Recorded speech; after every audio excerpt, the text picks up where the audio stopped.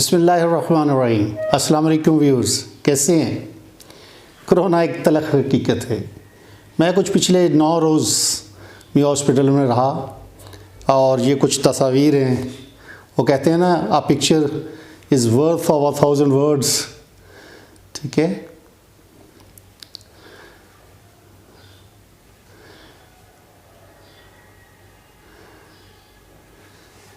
इस वीडियो में मैं आपके साथ कुछ बेसिक चीज़ें डिस्कस करूंगा कि मी हॉस्पिटल में दाखिले से लेके इलाज और फिर डिस्चार्ज तक, ताकि इस बीमारी में जो फेफड़ों को नुकसान होता है वो कम से कम हो और आप अल्लाह की रहमत से जल्दी रिकवर कर जाएँ।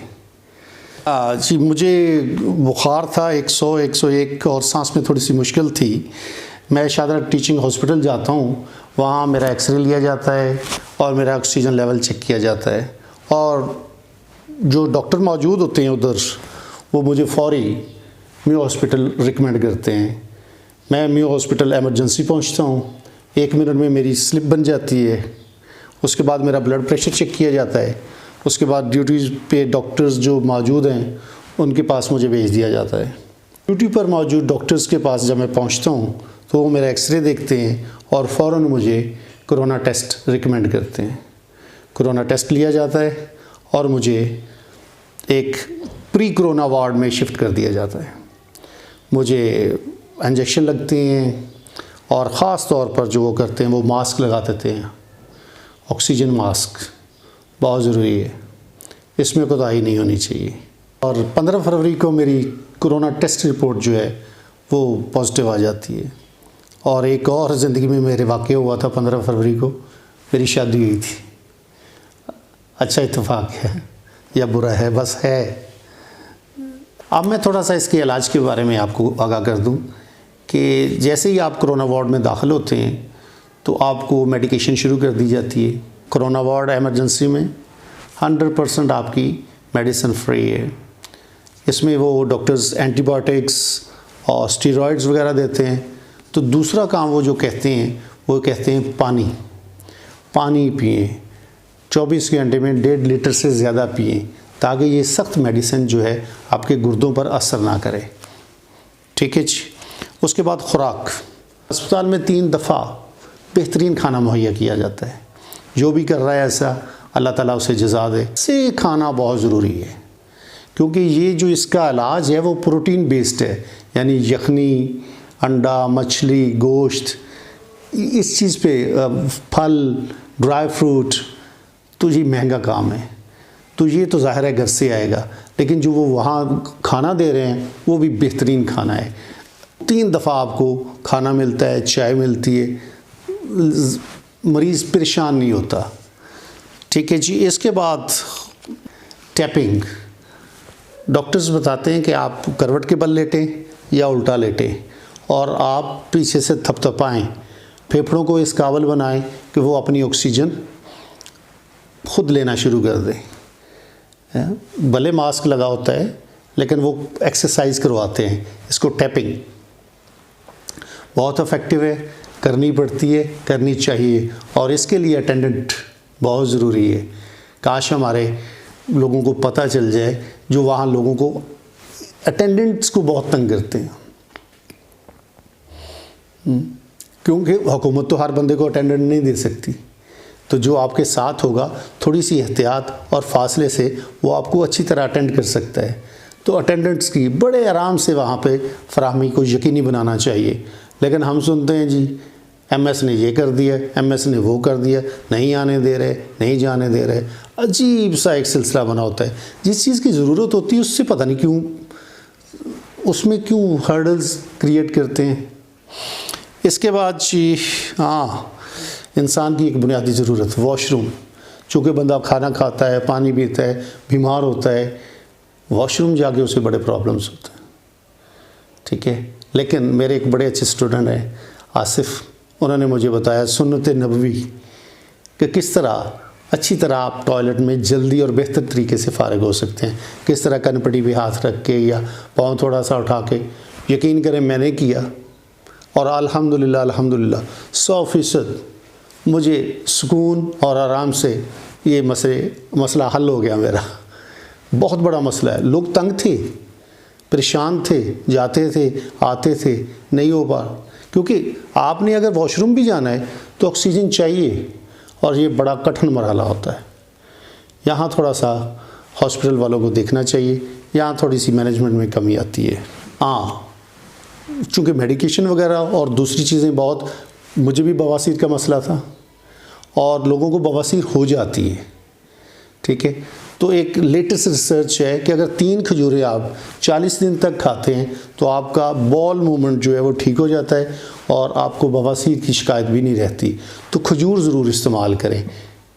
हाँ, शुगर नहीं होनी चाहिए, ये नहीं कि कह दिया तो हो गया। और यहाँ तक मेडिकल फैसिलिटीज़ का ताल्लुक है, जैसे x ray, ECG, blood test report, ये सारा आपके बेड पे ये सारी सहूलतें हुकूमत ने मुहैया की हुई हैं। दैट्स अ नाइस थिंग कि आपको कहीं जाना भी नहीं पड़ता। एक्सरे भी आपका आपके बेड पे ही होता है। बहुत अच्छी सहूलत है। अल्लाह ताला देने वालों को भी आसानियाँ पैदा करे। अब मैं शुक्रिया किसका अदा करना चाहूँगा? सबसे पहले तो अल्लाह ताला की ज़ात का, कि उसके करम बगैर कुछ भी नहीं, पत्ता नहीं हिल सकता। और अल्लाह के बाद अगर मैं किसी का शुक्रिया अदा करना चाहता हूँ तो पाकिस्तानी डॉक्टर्स का। वेल डन डॉक्टर्स, आप जिस तरह ट्रीट कर रहे हैं स्माइलिंग फेस के साथ, लोगों को पैशन के साथ, जज्बे के साथ, और आप उनको एहसास दिला रहे हैं कि नहीं यार ठीक हो जाएगा।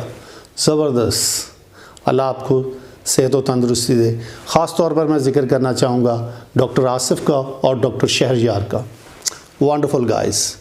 डॉक्टर आसिफ तो मरीज़ों को टैपिंग करके दिखाते रहे, सीनियर डॉक्टर थे, वो टैपिंग करके दिखाते, बेटा ऐसे करना है, ऐसे करना है, मरीज़ को ऐसे हैंडल करना है, इसको इस तरह करवट में लटाएंगे तो जल्दी बेहतरी होगी, इस तरह करेंगे तो जल्दी होगी। मरीज़ बहुत दफ़ा पूछते थे लेकिन वो इरिटेट नहीं होते थे। बड़ा ज़बरदस्त, अल्लाह ताला उन्हें जज़ा दे जी। और डॉक्टर्स के साथ साथ मैं शुक्रिया अदा करना चाहूँगा नर्सिंग स्टाफ का। बहुत अच्छी तरह नौजवान लड़कों लड़कियों ने खिदमत की, ना सिर्फ मेरी बल्कि सारे मरीज़ों की। बड़ी अच्छी तरह टेस्ट करते हैं, टेस्ट लेते हैं, टेम्परेचर चेक करते हैं, ब्लड प्रेशर चेक करते हैं विद स्माइलिंग फेस। अल्लाह ताला इनको भी अजर दे, क्योंकि ये यूथ, ये हमारी स्ट्रेंथ है। पाकिस्तानी लोग भी बड़े ज़बरदस्त हैं, अल्हम्दुलिल्लाह अल्हम्दुलिल्लाह। मैंने देखा पाकिस्तानी मरीज़ जो थे आपस में, और जो उनके अटेंडेंट थे वो बाकी मरीज़ों को गाइड भी कर रहे थे, फैसिलिटेट भी कर रहे थे। ये नहीं लग रहा था कि बीमारी से खौफज़दा है, क्योंकि उनको पता चल गया था कि ये बीमारी काबिल इलाज है। और अगर आप किसी को अटेंडेंट के तौर पर बुलवाते हैं तो उससे काम भी लें। मेरे अल्हम्दुलिल्लाह 4 अटेंडेंट थे, ज़बरदस्त उन्होंने काम किया, ठीक है। आसिफ थे, ज़ुएब थे, आमिर थे और अरशद। रात को मुश्किल होती है वाकई, क्योंकि अमला भी थोड़ा सुस्त पड़ जाता है और अटेंडेंट अपना बहुत ज़रूरी है, लेकिन हफाजत और एहतियात के साथ। रिलेटिव्स में, फैमिली में जिस बंदे ने दुआ की, जितने मैसेजेस आए दूसरे, मैं सभी का शुक्रिया अदा करता हूँ। अल्लाह ताला आप सबको सेहत कुली अता फरमाए और जज़ा दे, क्योंकि दुआ जैसी कोई चीज़ नहीं देखी। जब डॉक्टर्स ने मेरा एक्सरे देखा तो कहता बंदे का जो पोजीशन अंदर से है ना, वो उस तरह तकलीफ़ में नहीं है। ये अल्हम्दुलिल्लाह आप लोगों की दुआओं का नतीजा था, ठीक है। दुआएं ज़रूर लें, क्योंकि इसके बगैर गुजारा नहीं है। दुआ और दुआ दोनों ज़रूरी है। डॉक्टर से मैंने पूछा इसमें सबसे बड़ी एहतियात क्या है? उन्होंने कहा जी अपने हैंड सैनिटाइज़ करें, ठीक, और दूसरा फेस मास्क लगाएं, बाकी फिर अल्लाह पे छोड़ दें, इंशाल्लाह बेहतर रहेगा। अच्छा, एक चीज़ याद रखें, अगर आपको पता चल जाए कि आपको कोरोना है, सुस्ती नहीं करनी, सुस्ती नहीं करनी, फ़ौरन हॉस्पिटल जाना है। क्योंकि जिस तरह गाड़ी अगर डैमेज हो जाए, दूसरा हो जाए तो वर्कशॉप, इसी तरह इंसान अगर डैमेज हो जाए हॉस्पिटल, क्योंकि जो फैसिलिटीज़ हॉस्पिटल में है घर में नहीं है। मेरे कुछ स्टूडेंट्स, कुछ लोग घरों में बहुत तंग रहे हैं, किसी ने कहा सेल्फ आइसोलेट कर ले, बैठ जाएं। हाँ, सेल्फ आइसोलेट करना है तो उसके लिए ये सिलेंडर आपके पास होना चाहिए, ये ऑक्सीजन मीटर आपके पास होना चाहिए कि ये लगाएं और चेक करते रहें। और आपको पास घर में फैसिलिटी होनी चाहिए, किसकी? डॉक्टर की। अदरवाइज़ हॉस्पिटल जाएं, क्योंकि जितना भी है पाकिस्तान है अपना है और ये केयर करते हैं लोग, डॉक्टर्स केयर करते हैं। ये झूठी अफवाहें फैलाई हुई हैं, ये नहीं करते, वो नहीं देखते, ये नहीं करते, इस तरह कर देते हैं, बंद कर देते हैं। इसीलिए कुछ तस्वीर मैं शेयर कर रहा हूँ साथ, और वीडियो को भी मैं आसिफ को कहूँगा इसमें डाल दे थोड़ा सा, कि किस तरह आप लोगों का ख्याल रखते हैं और आप बाहर जाके कैसी कैसी बातें करते हैं। हाँ, मुश्किलात हैं, अगर मैनेजमेंट की थोड़ी सी मुश्किलात हल हो जाएं तो यही जो प्रोसेस है, प्रोसीजर है, 10 टाइम्स मोर इफ़ेक्टिव हो जाए। अल्लाह करे ऐसा हो जाए। ठीक है, ये मीटर है अभी चल रहा है और ठीक है अल्हम्दुलिल्लाह। कोरोना के दिनों में मैंने जो देखा है, कोरोना वार्ड्स में मुतमईन मरीज़ वो थे जो वहाँ किसी न किसी तरह नमाज का एहतमाम कर रहे थे। नमाज बहुत मुतमईन थे, खा पी भी रहे थे और ऑप्टिमिस्टिक बहुत थे। और उनके जो अटेंडेंट बाजुमात नमाज का एहतमाम कर रहे थे, वो भी ज़बरदस्त परफॉर्म कर रहे थे, क्योंकि नमाज की तो अपनी अहमियत है ना। और तंग लोग वो थे, तंग मरीज़, जो बाहर से सिफारिशें किसी डॉक्टर का, इन डॉक्टर्स को भी तंग कर रहे थे, बाहर से एडमिनिस्ट्रेशन की भी सिफारिशें, ये जी, और बड़ी बड़ी बातें जी। मेरा पहले उधर रिपोर्ट जाती, फिर इधर जाती है। दूसरे वो तंग भी थे, खुद भी तंग हो रहे थे और दूसरों को भी तंग कर रहे थे। अदरवाइज़ हॉस्पिटल में डॉक्टर बिला तफरीक सभी की खिदमत कर रहे थे, सभी को गाइड कर रहे थे, मेडिकेशन बेहतरीन कर रहे थे। लेकिन हम थोड़े से वैसे थे, कौन भी ट्रेंड होने वाले हैं ना, दिखाना चाहते, उस जैसी जगह पे भी हम दिखाना चाह रहे हैं कि नहीं जी मेरे ताल्लुकात हैं, मेरे रिसोर्सेज हैं। यार अल्लाह से बड़ा रिसोर्स कौन सा हो सकता है? दूसरों को काम करने दिया करें। ये क्या मैं वो अक्सर की मैं निकल गई थी उधर, ना सिर्फ कोरोना में बल्कि आम बीमारियों में भी ऐसे ही होता है। कुछ मैनेजमेंट के मसाइल थे, अगर वो हल हो जाएं तो 10 गुना और परफॉर्मेंस बेहतर हो सकती है। जैसे मैनेजरियल इश्यूज थे, डिपार्टमेंटल कोऑर्डिनेशन नहीं, थोड़ा कम था लेकिन थोड़ा कम था। और ख़ास तौर पर जो छोटा मुलाजिम तबका है ना, वो तो माफिया है वहाँ पे, सही वाला माफिया ना। वो डॉक्टर्स की मानते हैं सही तरह, डॉक्टर इधर बात कहते हैं यार वो कर दो, और डॉक्टर को गिल्टी भी फील होता है, इंसल्टिंग भी फील होता है। लेकिन वो चूँकि गवर्नमेंट के मुलाजिम हैं, वो कहते हैं ज़्यादा क्या करेंगे, इधर से उधर कर देंगे। यकीन करें, माफिया है माफिया। और ये जो छोटा तबका, गार्ड से लेके ये स्वीपर से और सैनिटरी वाले के, क्या है इनका मैं जो देखा 9 दिन में 10 दिन में देखा, इनका काम है कि अल्लाह करे कि ये मरीज़ खाना ना खाए, खाना बच जाए, हम घर को ले जाएँ।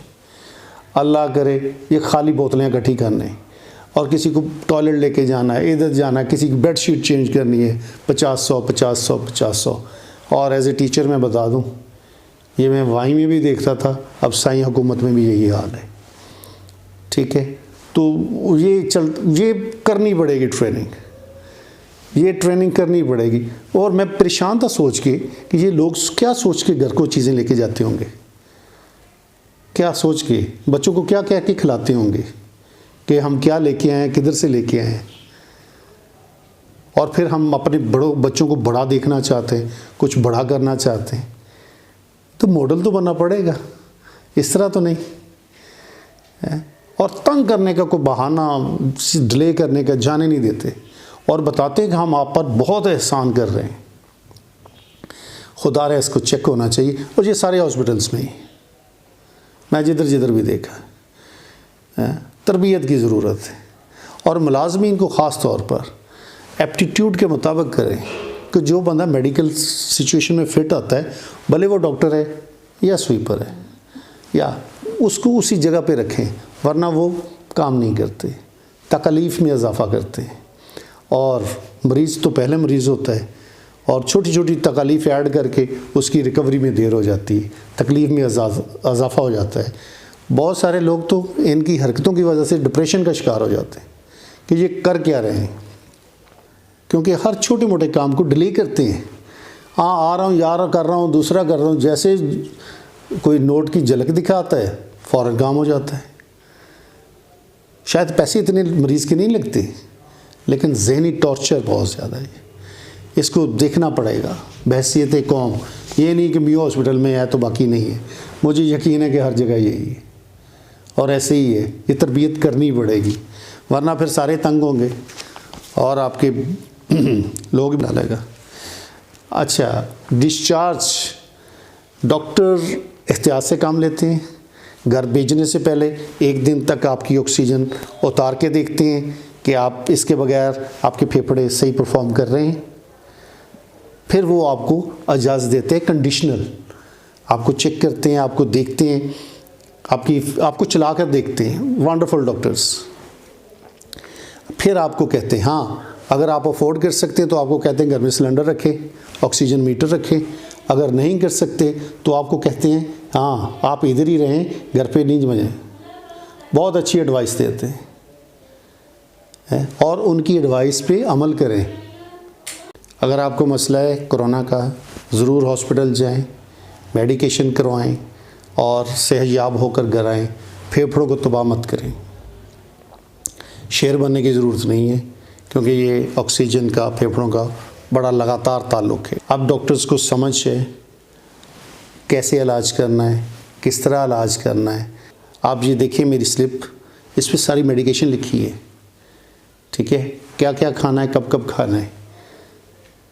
तो इलाज में सुस्ती नहीं करनी और फिर घर आके जिस तरह उन्होंने कहा है उस तरह इम्प्लीमेंट करें। इंशाअल्लाह आपकी सेहत होगी, क्योंकि अल्लाह ताला शिफा देने वाला है। घबराना नहीं, लेकिन इलाज ज़रूर करवाना है। ये थी थोड़ी कोरोना कहानी, मैंने सोचा आपसे शेयर कर लूँ, क्योंकि एक्सपीरियंस हैज़ नो मैच। तजुर्बे का कोई नेमुल बदल नहीं है। पंजाबी में कहते हैं ना, या राह पे आ जाने या वाह पे आ जाने। तो मैं ये कुछ गुज़ारिशात थी, कुछ बातें थी जो मैंने नोट की, सारी तो नहीं मैं कर सका। अगर आपको फिर भी किसी किस्म का मसला हो, क्वेरी, क्वेश्चन हो, तो आप मुझसे पूछ सकते हैं। मैं कोशिश करूँगा अपने बेटे अहमद से कह के कि आपको कोऑर्डिनेट कर ले, बता दे, क्योंकि अगर मेरी थोड़ी सी इन्फॉर्मेशन से आपको तसल्ली और आसानी हो जाती है तो जज़ाकल्लाह। ठीक है, अल्लाह ताला आपका हामी व नासिर। अपनी सेहत का ख्याल रखिए, एक्सरसाइज़ कीजिए, अच्छे खाने खाइए, बोतलों से, सिगरेट से, फजूलियात से परहेज़ कीजिए, वरना बड़ी तकलीफ़ होती है।